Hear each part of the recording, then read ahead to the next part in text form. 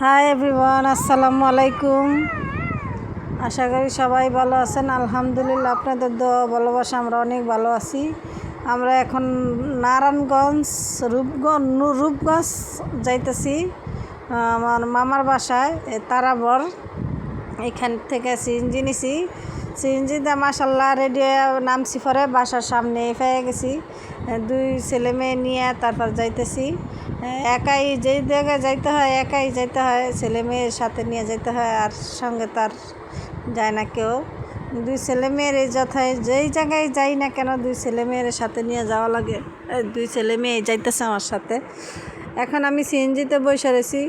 এখানে এত ভাড়া, সিএনজি ভাড়াটা অনেক হয়ে যায় আমার জন্য। আর একটু কম হইলে বা হইলে ভালো হইতো। তবু যাইতে জ্যাম থাকলে যাইতে 2-3 ঘন্টা লাগে, কিন্তু জ্যাম না থাকলে 1 ঘন্টার ভিতরে যাইয়া পৌঁছানো যায়। যেমন আমি 3-3:30 সময় বাইরে আইছি ঘর থেকে, একেবারে 4-4:30 এসে আমাদের বাসায় পৌঁছে গেছি। সেইখান থেকে আমরা এই যে ঘুরতে আসছি। মানে আমার বড় বোনটাও অসুস্থ, ওই বোনটারে নিয়ে আসছে। এখন বলতেছে, মামা বলতেছে একটু ঘুরাইয়া নিয়ে আসো, তাহলে ভালো লাগবো।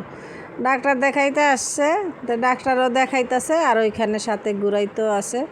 এখানে মামাকে এখানে রূপগঞ্জে একটা পপুলার হসপিটাল হয়েছে, ওইখান থেকে বিদেশের থেকে ডাক্তার আসে। ও ডাক্তাররা 3 মাস পরে আসে, এসে ডাক্তার দেখে।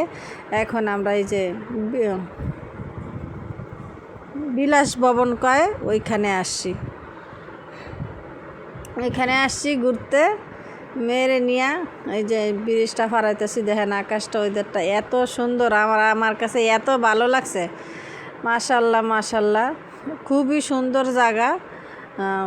এখানে ঘুরতে আমার কাছে খুবই ভালো লাগছে। আমি তো ঘোরাঘুরি করি না, এখানে আমি একটু সিন নিলাম। আর আমার যত ভিডিও করছে সব আমার মেয়ে ভিডিও করছে। দেখেন, আমি বলতেছি যে আমার ফেস সাথে থাকো আর আমার ভিডিওটি করো। ও সবার ভিডিও সবাই ক্লিপ নিছে। এখানে আমার বাগনির হাতে ধরে আমি হাঁটতেছি। ছোট বাগনি তো, বাগনির হাতে ধরে আমি হাঁটতেছি। এইভাবেই অনেক দিন পরে কোনো সময় এইভাবে ঘুরতে যাই না। ওইটা আমার মামার তো বোন, আর এই যে আমার এটা ছোট বোন, একদম সবাই ছোট। ওই ছোট, ওর আর নাই আমার বোন, ও ছোট।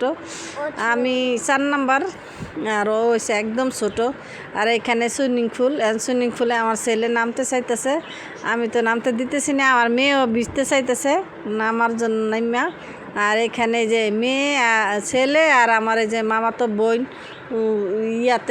গোড়াতে উঠছে। গোড়াতে একটা রাউন্ডে 100 টাকা নেয় এখানে। এখন আমার বোনের শরীরটা খারাপ হয়ে গেছে, এইখানে একটু বসতে দিছে আমার বোনরে। আগে আমি বসে পড়ছি, এখন আমার বোনে গেছে।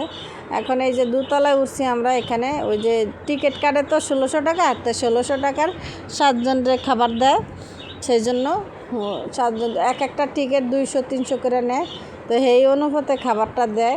এখন আমরা বসে রয়েছি, এনাকে অর্ডার দিছে যে কি খাবো আমরা। প্রথম বলছিল পিজা, পরে সবাই বলতেছে বার্গার বা শর্মা খাবে। এখন বার্গারই অর্ডার দিছে।